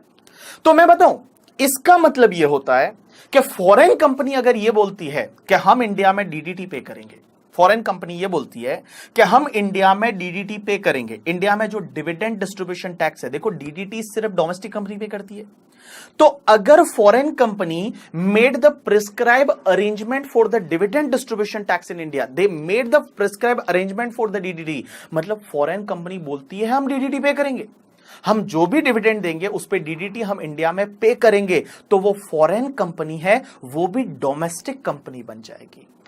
वो foreign company है वो भी डोमेस्टिक कंपनी बन जाएगी। तो मैं आपको एक बात बोलूं, मैं ये बोल दूं कि all Indian companies are domestic companies. All Indian companies are domestic company. Foreign company can be treated as domestic company if that foreign company made the prescribed arrangement for the dividend distribution in India. Means foreign company is saying that कि we will pay the DDT in India. उन्होंने prescribe arrangement कर रखा है dividend distribution का वगैरह, और वो DDT India में पे करते हैं, तो वो foreign company है वो भी domestic company की कैटेगरी में आ जाएगी और उसको टैक्स रेट जो लोअर टैक्स रेट है 25% 30% है उसका बेनिफिट मिल जाएगा, क्योंकि वो जब डीडीटी पे कर रहे हैं तो ऑलरेडी डीडीटी भी 20% रहता है, इसके लिए उनका टैक्स रेट है वो कम रखेंगे। लेकिन अगर वो प्रिस्क्राइब अरेंजमेंट नहीं करते हैं फॉरेन कंपनी, तो ऑब्वियसली वो फॉरेन कंपनी की कैटेगरी में जाएगा और उस पे आपको 40% की रेट से टैक्स भरना पड़ेगा। तो इन simple word I can say that क्या, देखो Indian company is incorporated in India, foreign company basically incorporated outside India, but domestic company means all Indian companies are domestic company. जितनी Indian company है वो सब domestic company है, ध्यान रखना। Foreign company can also be treated as domestic company if that foreign company made the prescribed arrangement. They made the prescribed arrangement for dividend distribution in India. इसके बारे में और ज्यादा डिटेल में अपन पढ़ेंगे जब मैं आपको डिविडेंड वाला टॉपिक पढ़ाऊंगा, जब मैं आपको डीडीटी डिविडेंड वाला टॉपिक पढ़ाऊंगा, क्योंकि वहां हर जगह वर्ड यूज हुआ होगा डोमेस्टिक कंपनी करके, ठीक है? तो वहां पे इसका डेफिनेशन है वो मैं आपको बता दूंगा, ठीक है? हाँ, धनबाद डीडीटी देना जरूरी है लेकिन डोमेस्टिक कंपनी के लिए है, मतलब बेसिकली ये इंडिया वाली जो कंपनी है उनके लिए। फॉरेन कंपनी जो है वो इंडिया में डीडीटी पे नहीं करती। मेरे पास मान लो फॉरेन कंपनी के शेयर है, तो फॉरेन कंपनी ने डिविडेंड दिया, तो क्या वो इंडिया में डीडीटी पे करेंगे? Answer is no. तो देखो टैक्स रेट क्या है, all people please pay attention. तो टैक्स रेट की अगर मैं बात करूं तो लॉ मेकर्स बोलते हैं डोमेस्टिक कंपनी जो है ना, वो डोमेस्टिक कंपनी के लिए जो टैक्स रेट है that is the 30% and foreign company के लिए tax rate is 40%। Domestic company के लिए tax rate is 30% and foreign company के लिए टैक्स रेट इज 40%। लेकिन एक चीज समझना, यहां पे लॉ मेकर्स ये बोलते हैं कि अगर डोमेस्टिक कंपनी है एंड उस डोमेस्टिक कंपनी का जो टर्नओवर है, turnover is up to 400 crore, 400 crore in previous year 2017-18, then उनके लिए टैक्स रेट 25% हो जाएगी। देखो बेटा, all people please pay attention. अपन बात कर रहे हैं कंपनी के लिए टैक्स रेट क्या है। तो कंपनी के लिए टैक्स रेट, दो company, domestic company, foreign company. Domestic company के लिए tax rate is 30%, foreign company के लिए tax rate is 40%। Domestic company के लिए tax rate is 30%, foreign company के लिए टैक्स रेट इज 40%। एक बात बताओ, अपन टैक्स रेट कौन से ईयर के लिए देख रहे हैं? हम लोग जो टैक्स रेट देख रहे हैं that is for assessment year 2021 के लिए, और आई can say that previous year 1920 के लिए। जो प्रीवियस ईयर 1920 में आप इनकम कमाओगे, मतलब जो अब आप इनकम कमा रहे हो 1 अप्रैल 2019 से लेके 31 मार्च 2020 तक जो भी इनकम कमाओगे, उस पे असेसमेंट ईयर 2021 में आप रिटर्न फाइल करोगे, तो आपके लिए टैक्स रेट क्या है समझने की कोशिश करना। तो कंपनी के लिए domestic company 30% and foreign company 40%। लेकिन अगर डोमेस्टिक कंपनी का टर्नओवर अप टू 400 करोड़ है, लेकिन कौन से ईयर में? प्रीवियस ईयर 17-18 में। देखो, टैक्स कैलकुलेट कर रहे हो प्रीवियस ईयर 1920 के लिए, लेकिन आपको टर्नओवर देखना पड़ रहा है टैक्स रेट के लिए फॉर द प्रीवियस ईयर 17-18। वापस से समझना, डोमेस्टिक कंपनी टैक्स रेट 30%, याद रखो। लेकिन अगर उस डोमेस्टिक कंपनी का टर्नओवर प्रीवियस ईयर 17-18 का, 17-18 मतलब ये जो अपना ईयर है दैट इज प्रीवियस ईयर 1920, इसके पीछे वाला ईयर उसको भी छोड़ दो, उसके पीछे वाले ईयर का, उसके पीछे वाले ईयर का अगर टर्नओवर अप टू 400 करोड़ है, तो इस साल में दैट इज प्रीवियस ईयर 1920 में जो भी इनकम कंपनी कमाएगी डोमेस्टिक कंपनी, उस पे 25% की रेट से टैक्स लग जाएगा। तो देखो, domestic company 30%, foreign company 40%। Domestic company का टर्नओवर प्रीवियस ईयर 17-18 का अगर अप टू 400 करोड़ है, 17-18 का अप टू 400 करोड़ है, तो उस केस में इस साल में जो टैक्स रेट है वो आपका 25% हो जाएगा। अब इसमें लास्ट ईयर क्या था? लास्ट ईयर अभी जब आप रिटर्न फाइल कर रहे होंगे तो आपको मैं बताऊं, असेसमेंट ईयर 1920 के लिए जो आप रिटर्न फाइल कर रहे हो अभी, उसके लिए आपको 250 करोड़ था इन प्रीवियस ईयर 16-17, मतलब 16-17 का टर्नओवर अप टू 250 करोड़ है, तो कंपनी का टैक्स रेट 25%। ऐसा अभी आप रिटर्न फाइल कर रहे हो, उसमें ऐसा आप कर रहे हो। लेकिन यह अमेंडमेंट इसी साल से हुआ है, अभी हुआ है, जो सेकंड वाला जो बजट आया उसमें यह अमेंडमेंट हुआ है कि 17-18 प्रीवियस ईयर का टर्नओवर जो कंपनी का है या ग्रॉस रिसिट जो भी है, टर्नओवर और gross receipt is up to 400 crore, then tax rate is 25%। एक बात बताओ, टैक्स कौन से ईयर का निकाल रहे हैं? टैक्स तो इस साल का निकाल रहे हैं, 1920 का टैक्स निकाल रहे हैं। टैक्स जो है वो 1920 की इनकम पे निकाल रहे हैं, प्रीवियस ईयर 1920 की इनकम पे निकाल रहे हैं। लेकिन टैक्स रेट के लिए टर्नओवर कौन से ईयर का देखना है? 17-18 का देखना है कि प्रीवियस ईयर 17-18 का टर्नओवर अप टू 400 करोड़ है, तो फिर आपका हो जाएगा इस साल 25%। अब किसी ने बोला सर ऐसा क्यों, ऐसा क्यों? देखो, हुआ क्या, जब पहली बार जब बीजेपी आई थी तो बीजेपी वालों ने बोला कि हम स्लोली कंपनीज पे टैक्स रेट 25% कर देंगे। स्लोली उन्होंने बोला धीरे धीरे है वो हम क्या करेंगे कि 25% तक लेके आ जाएंगे। तो इन्होंने लास्ट ईयर क्या अमेंडमेंट किया था पता है?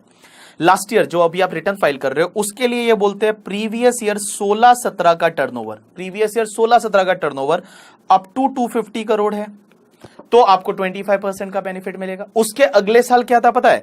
प्रीवियस ईयर आप 15-16 का टर्नओवर जो है वो आपका 50 करोड़ है, तो ही आपको ये बेनिफिट मिलेगा। तो ये लोग धीरे धीरे करके अब आगे जाके ये लोग क्या करेंगे, सीधा 25% है वो डोमेस्टिक कंपनी पे करने वाले हैं। लेकिन अभी इन्होंने क्या किया इस साल इन्होंने बोला कि प्रीवियस ईयर 1920 में जो कंपनी इनकम कमाएगी, डोमेस्टिक कंपनी, असेसमेंट ईयर 2021 में टैक्स भरोगे तो उस टाइम टैक्स रेट क्या रहेगी। तो 17-18 का टर्नओवर देखो, 17-18 का turnover is up to 400 crore, then tax rate will be the 25% for that particular company. अब एक क्वेश्चन हमारा यह आता है कि सर यहां पे सब लोगों से मैं पूछ रहा हूं, जो लोग बिग 4 में काम करते हैं, जो भी बिग 3, बिग 4, बिग 5 में काम करते हैं, उन लोगों से एक बात बताओ, अगर कंपनी इनकॉर्पोरेटेड ही नहीं थी उस ईयर में, क्योंकि यहां तो बोला है कि प्रीवियस ईयर 17-18 का टर्नओवर 400 करोड़ है। Suppose if company is incorporated in previous year 18-19 या प्रीवियस ईयर 19-20, तो क्या उसको 25% की रेट का बेनिफिट मिलेगा या नहीं मिलेगा। If company was not in previous year 17-18, company is incorporated in 18-19 or 19-20 only. Company जो है वो इसी साल इनकॉर्पोरेट हुई है, नहीं प्रीवियस ईयर 19-20 या लास्ट ईयर ही इनकॉर्पोरेट हुई है, तो क्या बेनिफिट 25% का मिलेगा या नहीं मिलेगा। जिन लोगों ने रिटर्न फाइल किया है, जैसे लास्ट ईयर के आपने रिटर्न फाइल किए होंगे तो वो 250 करोड़ वाला लिमिट था, अगर आपने किया है अभी तो।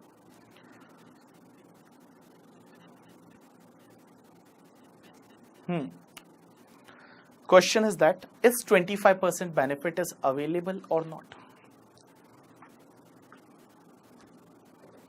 Company was not in that particular year, company is incorporated in 18-19 और 19-20 ओनली।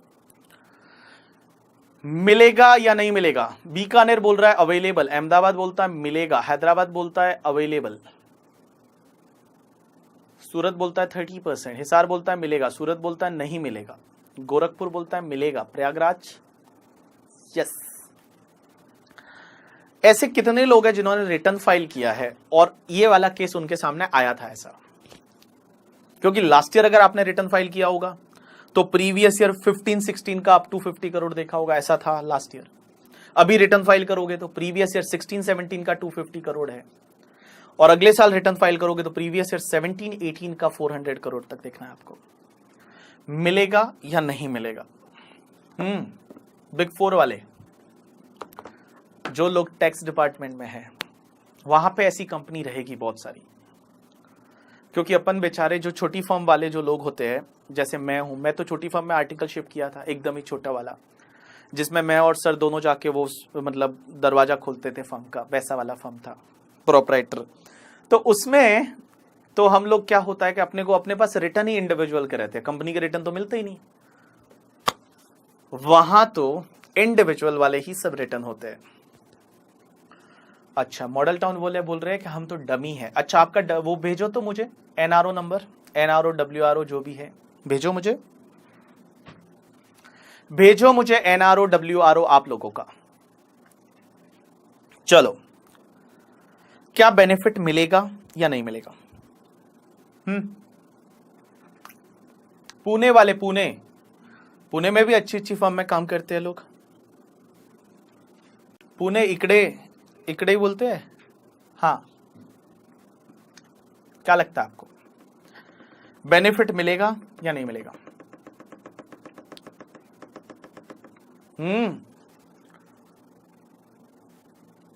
राइट आंसर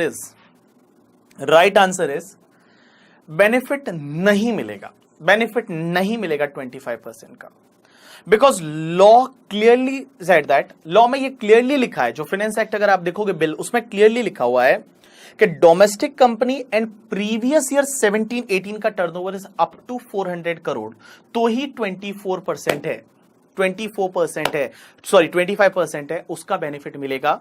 तो अगर कोई कंपनी नई इनकॉर्पोरेट हुई है तो उसको वो बेनिफिट नहीं मिलेगा। लेकिन इसका कॉन्ट्राडिक्शन भी आप कहीं सुन सकते हो, क्योंकि ये कहीं पे भी इसको लेकर डिस्प्यूट है मार्केट में।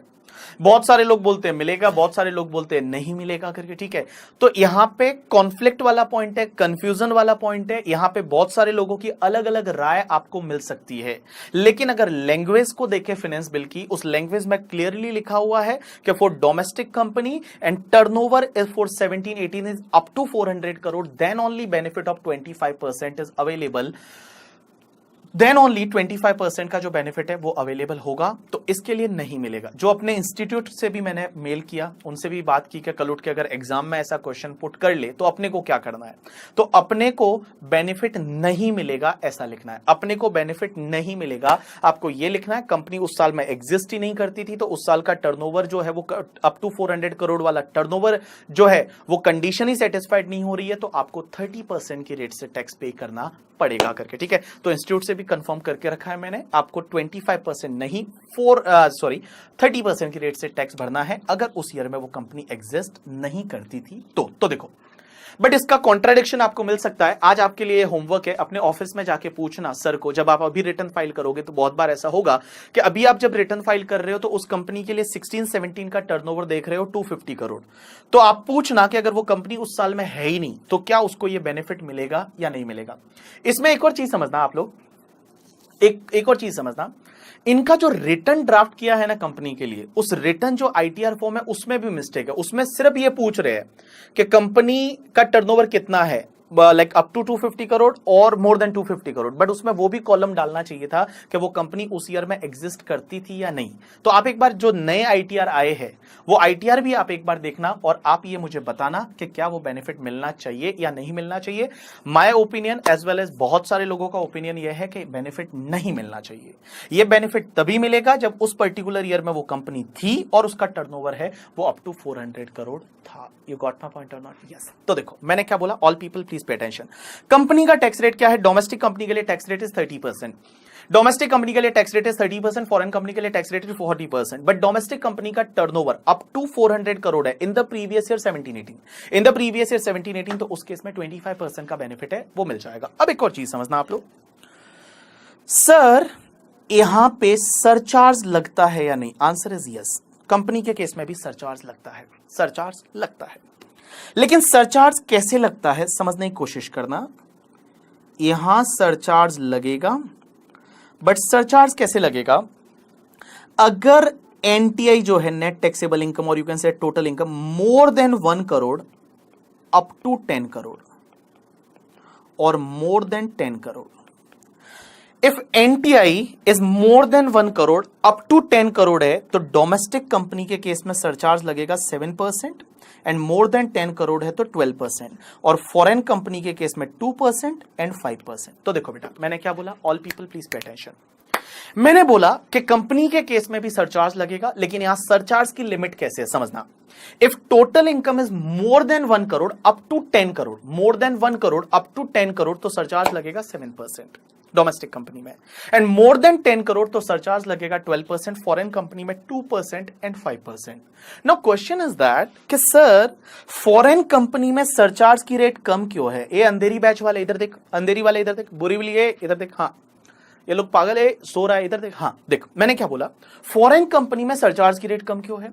क्योंकि फॉरेन कंपनी में टैक्स रेट बहुत ज्यादा है। फॉरेन कंपनी में अगर आप टैक्स रेट देखोगे तो 40% है, 40% की रेट से टैक्स है, इसके लिए यहां पे सरचार्ज की रेट है वो कम है। जब फॉरेन कंपनी में टैक्स रेट बहुत ज्यादा है तो सरचार्ज की रेट है वो सरचार्ज की रेट आपकी कम है। यू गॉट माय पॉइंट और नॉट? यस। तो देखो इधर देखो, what is the tax rate of the company? Company का टैक्स रेट क्या है तो समझने की कोशिश करना। कंपनी के लिए tax rate, domestic company 30%, foreign company 40%, but domestic company का टर्नओवर 17-18 का अप टू 400 करोड़ है तो उस केस में टैक्स रेट रहेगा 25%। सरचार्ज की rate total income more than 1 crore up to 10 crore, more than 1 crore up to 10 crore, then 7%, more than 10 crore then 12%, foreign company में 2% and 5%। You got my point और नॉट? यस। चलो एक काम करो, अब आप लोग एक छोटा सा क्वेश्चन देता हूं जिसमें मार्जिनल रिलीफ वाला कंसेप्ट यहां पे भी आएगा, तो आपको वो मार्जिनल रिलीफ के कंसेप्ट के साथ में इस क्वेश्चन को सॉल्व करना है। चलो ऑल पीपल, चलो क्वेश्चन एग्जांपल नंबर 1 अगर आपके पास बुक है तो, compute the tax liability of Shivani limited, a domestic company, assuming that total income is 1 crore 1 lakh, 1 crore 1 lakh and turnover for previous year 17-18 is 380 crore, तो 25% का बेनिफिट मिलेगा। चलो कैलकुलेट करके बताओ। मार्जिनल रिलीफ का भी ध्यान रखना, पहले आप टैक्स लेना, उसमें ऐड करना सरचार्ज, क्योंकि 1 करोड़ से ज्यादा है सरचार्ज लगेगा, डोमेस्टिक कंपनी है 7% की रेट से, फिर आप वो रेस्ट्रिक्टेड टू वो वाला पार्ट करके बताओगे। चलो करो फटाफट और मुझे आंसर बताओ। मैं करा दूं? चलो मैं करवा देता हूं।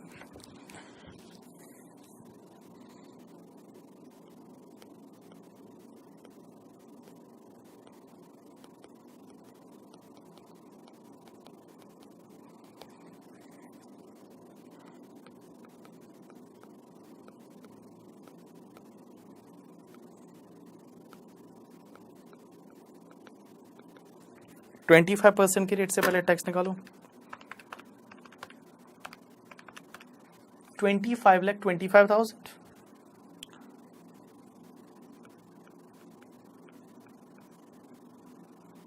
अब एक बात बताओ, ऐड करो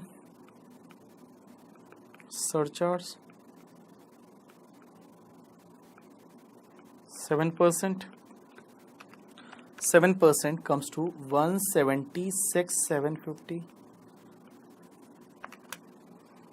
27 लाख 750।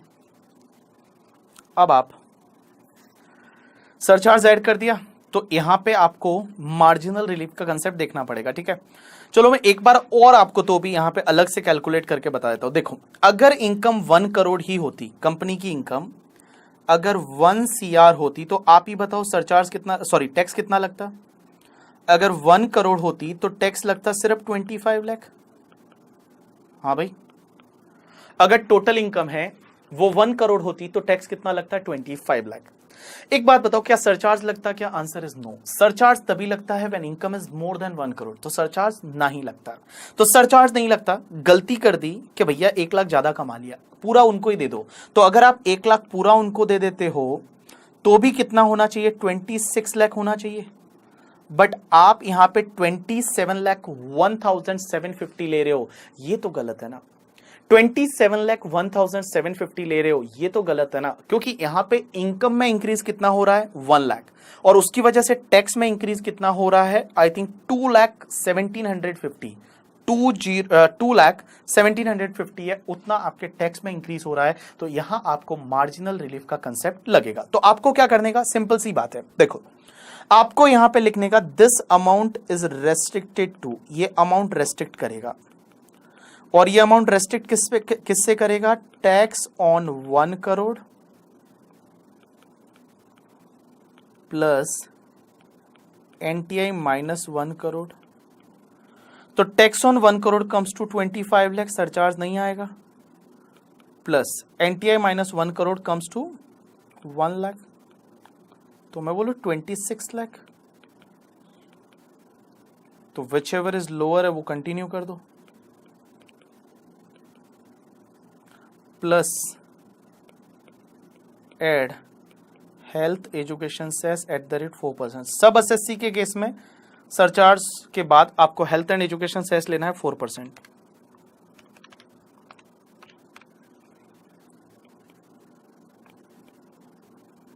तो 27 लाख 4,000। चलो करो फटाफट इसको कॉपी। और ये हो गया है तो अगला क्वेश्चन, ये हो गया हो तो अगला क्वेश्चन, ये जो दिख रहा है एग्जाम्पल नंबर 2, अगर वो हो गया है तो अगला question example number 2।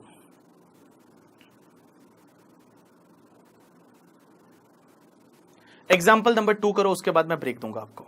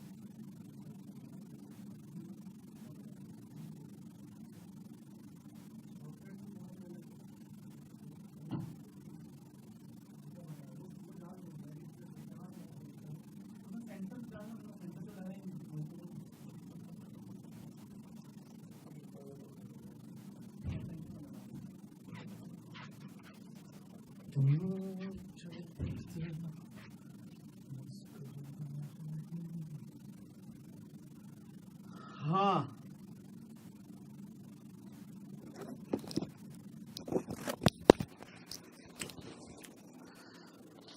Thirty three 57 12 00, 33 57 12 00 सही है क्या?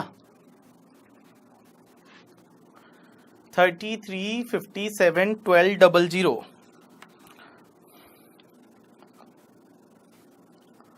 अच्छा, रोहतक वालों का अलग आया। 33 57 12 00 पहला आंसर। दूसरा रोहतक वालों का अलग आया 3228 टाइम 0। वो क्या अमाउंट बहुत ज्यादा है ना, 10 करोड़ से ज्यादा, तो उसमें कैलकुलेशन में थोड़ा दिक्कत आया होगा आपको, क्योंकि इतने करोड़ों में पता ही नहीं रहता जीरो कितने लगते हैं। हाँ, अपन सब लोग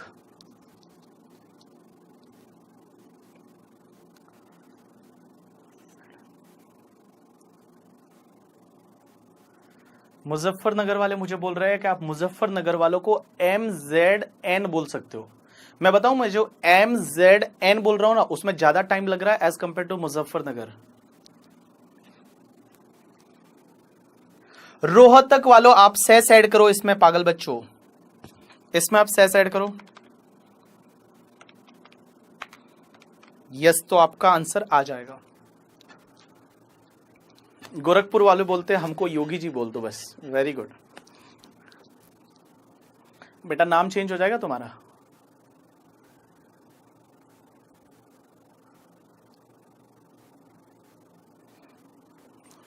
चलो डन।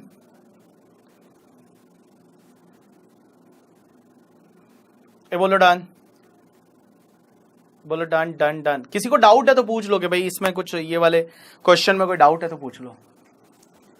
ये वाले क्वेश्चन में कुछ डाउट है तो पूछ लो, डाउट है तो पूछ लो। इस क्वेश्चन में किसी का नहीं हुआ तो बोल दो कि नहीं हुआ। अब नहीं हुआ तो बाद में थप्पड़ मारूंगा वर्चुअल वाला, ठीक है। हम एक सॉफ्टवेयर बना रहे हैं और उस सॉफ्टवेयर में वर्चुअल थप्पड़ लगेगी आपको। सीधा वहां पे आपके पास एक रोबोट आएगा और वो रोबोट आके आपको थप्पड़ मारेगा। थप्पड़ 2-3 केसेस में लगेगी। एक तो आप मोबाइल यूज कर रहे हो तो, एक आप नींद ले रहे हो तो, एक आप इधर उधर देख रहे हो तो, और एक जो कपल लोग बैठे हैं उनको दोनों को थप्पड़, ऐसे थप्पड़ ऐसा होगा, ठीक है। अभी उसमें सॉफ्टवेयर चल रहा है, उसका लाइक कोडिंग वगैरह चल रही है। चलो डन। चलो अब एक बात समझना, चलो ब्रेक देता हूं ना मैं, एक बार इसको वापस से अपन बुक से देख लेते हैं, उसके बाद मैं आपको ब्रेक देता हूं टैक्स रेट को, ठीक है। टैक्स रेट को एक बार बुक से ओवरव्यू कर लेते हैं, क्योंकि अपन ऑलरेडी सब चीजें पढ़ चुके हैं, सिर्फ आपको बुक से ओवरव्यू करवाना है। तो मैं बुक से ओवरव्यू करवा देता हूं कि अपन ने टैक्स रेट में अपना टैक्स रेट वाला पार्ट है वो अपना कंप्लीट हो जाता है यहां पे। अब एक बात समझना, इस टॉपिक के ऊपर जो मैंने नाम दे रखा है that is the tax rate for the assessment year 2021। आप चाहिए तो यहां पे ऐसा लिख लो, normal tax rate. Normal tax rate, एक होती है स्पेशल टैक्स रेट, वो स्पेशल टैक्स रेट अपन बाद में पढ़ेंगे। जैसे आपको पता रहेगा लॉन्ग टर्म कैपिटल गेन पे 20% से टैक्स लगता है, short term capital gain 111A वाला है तो उस पे 15% से टैक्स लगता है, विनिंग पे 30% से टैक्स लगता है। तो वो सब स्पेशल रेट्स है, अपन स्पेशल रेट्स बाद में पढ़ेंगे। अभी अपन ने जो पढ़ा that is the normal tax rate. हमने आपको नॉर्मल टैक्स रेट सिखाया। तो देखो, नॉर्मल टैक्स रेट में सबसे पहले इंडिविजुअल एचयूएपीए वाला पार्ट अपना ऑलरेडी हो चुका था, सरचार्ज वाला पार्ट भी मैंने सुबह बता दिया था। ये जो सर्कुलर था, एक सर्कुलर है सीबीडीटी का, ये वही वाला कि अगर आपका जो बर्थडे है वो 1 अप्रैल को आ रहा है, 1 अप्रैल 2020 को, तो भी ये माना जाएगा कि आपने लास्ट डे पे अपना 60 ईयर्स 80 ईयर्स कंप्लीट कर दिया और आपको हायर बेसिक एग्जेम्पशन का बेनिफिट मिल जाएगा। तो उसी को लेके एक इशू था, उसको क्लेरिफाई किया थ्रू द सर्कुलर। तो एज इट इज सर्कुलर मैंने यहां पे आपको दे रखा है। उसके बाद नेक्स्ट पार्ट देखो, इन case of the every firm including LLP and local authority 30% है वो उसका टैक्स रेट रहेगा। सरचार्ज 12% लगेगा on income tax where taxable income is more than 1 crore. ये कोऑपरेटिव सोसाइटी वाला नहीं बताया था। ये देखो कोऑपरेटिव सोसाइटी के लिए टैक्स रेट क्या रहती है। तो कोऑपरेटिव सोसाइटी के लिए अप टू 10,000 तक कोई टैक्स नहीं लगता, या अप टू 10,000 तक 10% टैक्स लगेगा। कोऑपरेटिव सोसाइटी के लिए स्लैब रेट होती है बट कोई बेसिक एग्जाम्पशन नहीं होता। तो 10,000 तक का इनकम है 10% की रेट से टैक्स लगेगा, 10,000 से 20,000 तक 20% से टैक्स लगेगा, और मोर देन 20,000 है तो 30% की रेट से टैक्स लगेगा। तो in case of the cooperative society, जो भी कोऑपरेटिव सोसाइटी रहती है up to 10,000 10%, 10,000 to 20,000 20%, more than 20,000 30%। Surcharge यहां पे सेम वैसा ही जैसा फर्म के लिए है, 12% सरचार्ज लगेगा, 12% सरचार्ज लगेगा where taxable income is more than 1 crore. अब बात करते हैं डोमेस्टिक कंपनी की। तो देखो बेटा, in case of the domestic company where its total turnover और gross receipt in the previous year 17-18 does not exceed 400 crore, मतलब 17-18 का टर्नओवर और ग्रॉस रिसिट 400 करोड़ से ज्यादा नहीं है, 25% of total income is tax rate and other than above 30% of the total income, that is amended by Finance Number 2 Act 2019.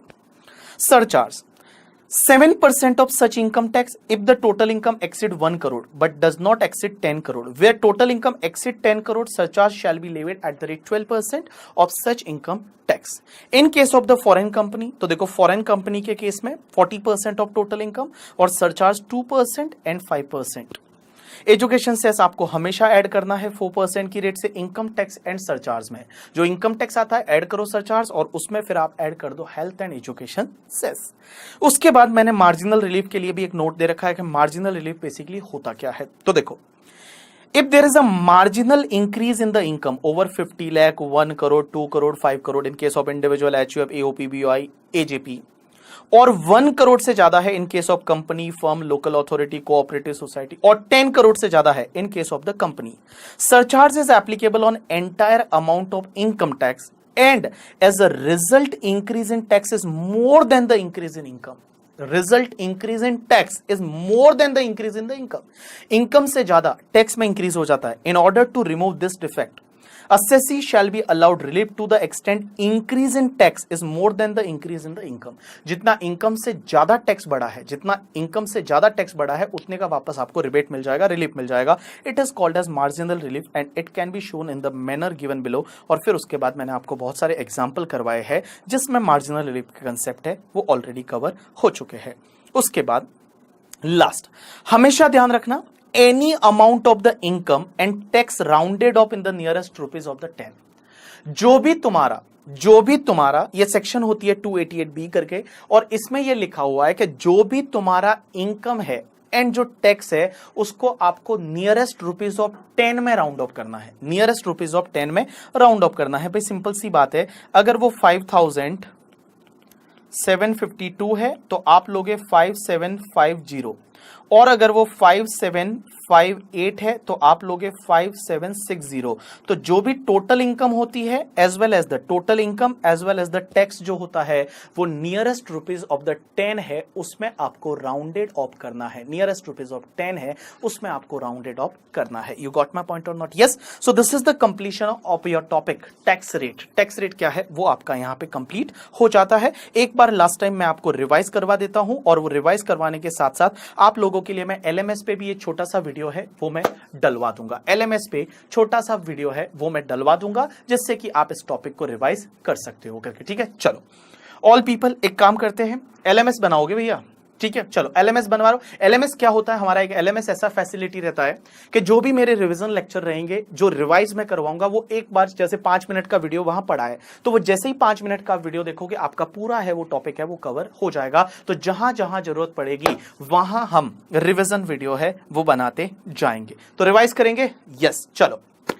सो हमने पढ़ा tax rate for the assessment year 2021। आपके एग्जाम के लिए previous year 1920, assessment year 2021, finance act 2019 is applicable for your examination 1 and 2 both.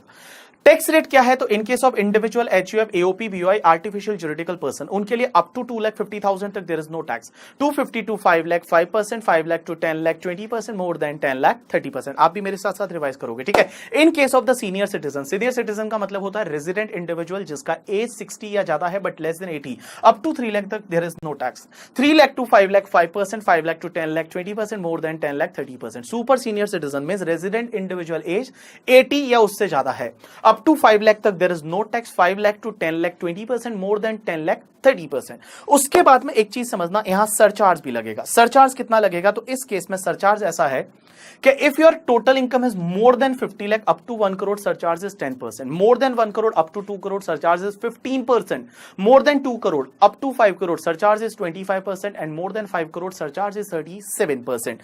उसके बाद में एक circular बोलता है वो कि अगर आपकी एज 1 अप्रैल को 60 ईयर्स हो रही है, 1 अप्रैल 2020 को, तो भी ये माना जाएगा 1920 में आपका 60 ईयर्स कंप्लीट हो गया। मतलब जिस दिन आप बर्थडे सेलिब्रेट कर रहे हो उसके पिछले दिन आपका पर्टिकुलर एज है वो कंप्लीट हो जाता है। उसके बाद इन case of the partnership firm, local authority और एलएलपी के केस में टैक्स रेट इज 30%।